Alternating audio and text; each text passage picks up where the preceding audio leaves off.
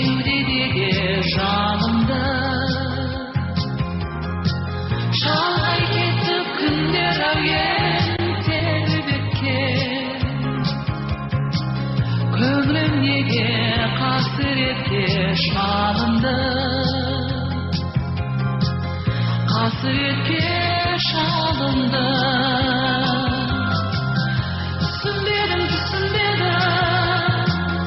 түсінбедім бұл жайды тонығайдым неге бүгін мұңайды қызық дүние махаббат болып көрінген айтшы жаным неге енді жылайды қайда кетті құс боп ұшар шаттығы қай жырымнан әуендесіп таптымын қайда сол кез таныстырған біздерді қайда өзің қарсы алдымнан шығар күн қарсы алдымнан шығар күн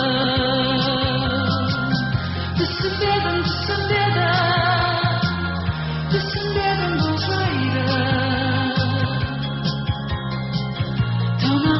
тонығайдым неге бүгін мұңайды қызық дүние махаббат болып көрінген айтшы жаным неге енді жылайды армысыздар құрметті тыңдарман қауым. Қазақстан Республикасының халық артисі, әнші, профессор Нағима Есқалиеваға арналған музыкалық ақпараттық бейнеролигін бастауға рұқсат етіңіздер. Өмірбаяны мен шығармашылық жолы. Нағима Қабылқызы Есқалиева 1954 жылы Алматы облысының Жамбыл ауданындағы Фабричный кентінде жұмысшы отбасында дүниеге келген. Оның ата тегінің қонысы Ақтөбе облысы. Әкесі Қабыл, анасы Асыл, қарапайым отбасы. Ол бала кезінен актриса болуды армандады. Қазақстанның қазіргі көптеген эстрада жұлдыздары эстрада цирк студиясында бұл қазіргі күні Жүсіпбек Елебеков атындағы колледжінде қанаттанды. Соның бірі Нағима Қабылқызы Есқалиева. Оның ұстазы Қазақстанның әйгілі өнерпазы Лаки Кисоглу. Ол бұл студияны 1973 жылы тамамдады. Алматы музыкалық училищесін хорға дирижерлік жасау бөлімін бітірген.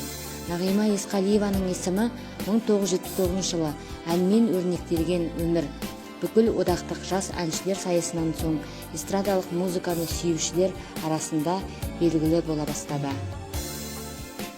Оның осы сайыста өнер көрсетуі үлкен табыспен өтті. 1977 жылы Чайковский атындағы Алматы музыкалық училищесін бітірді. Осы жылдан бастап Қазақ концерт бірлестігінде 2 жыл бойы әншілік жолда болды. Әнші даусының диапазоны кең, эстрадалық музыка мәнерін жақсы сезінеді. Оның репертуарында әр түрлі жанр мен бағыттағы қазақтың халық әндері мен қазіргі заманда композиторлар әуендері бар. Кеңес Дүйсекеевтің «Сәлем саған туған ел», Сейдолла Бәйтерековтің «Күнге табыну» және тағы басқа әндер оның орындауында әнмен айтылған өмірге айналды. 1996 жылы ол Қазақстанның талантты балалары үшін эстрадалық шеберлік студиясын ұйымдастырды.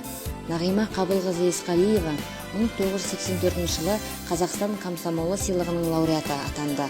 Ол музыка өнерпаздары ортасында Қазақстанның халық артисі атағы берілген ең соңғы артист.